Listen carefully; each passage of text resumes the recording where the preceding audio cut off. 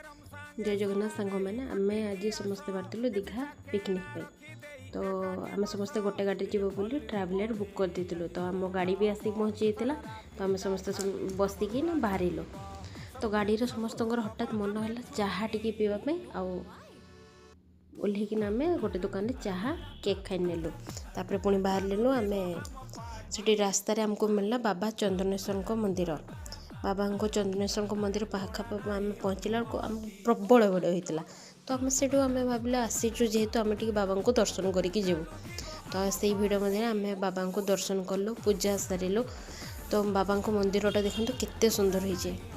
तो सुंदर आम भी से किसी फोटो उठेनी भल से बुली। तापर जेहेतु लेट होता आम जल्दी जल्दी बाहरी गलु दीघा को। दीघारे पहुँचला बेलू सेठी भी प्रबल भिड़ थिला।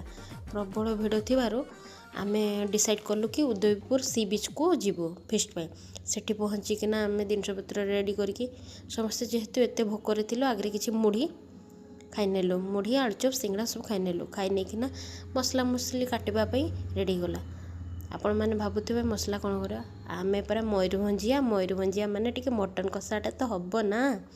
तो आमर मेन पुजारी माने तेल गरम करकिना आलू भाजिकी मटन कषापी। तो मटन कषा समय आम मैंने डिसाइड कलु आम टे समुद्र कूल जाइना बुली आसबो। तो तांकर मटन कषा समय आम जाइलु समुद्र कूल बुलवाई। बुली आसवा बेलू तांकर मटन कषा चली।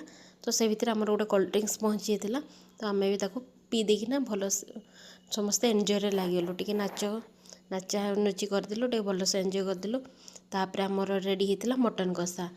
से मटन कषा रेडी हो गला बेलू से टाइम बहुत लेट होता। तो आम डिसाइड कलु आ भात करूनी मुढ़ी खाईदेव जेहेतु आम मयूरभंजिया टे मुढ़ी खाईदेलु।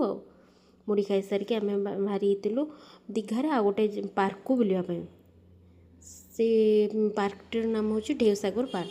बुले बुला सारिकिना आम पुणी बाहरी आसलु बारिपदा। आपण मानक मो वीडियो भल लगे सब्सक्राइब करदे। जय जगन्नाथ।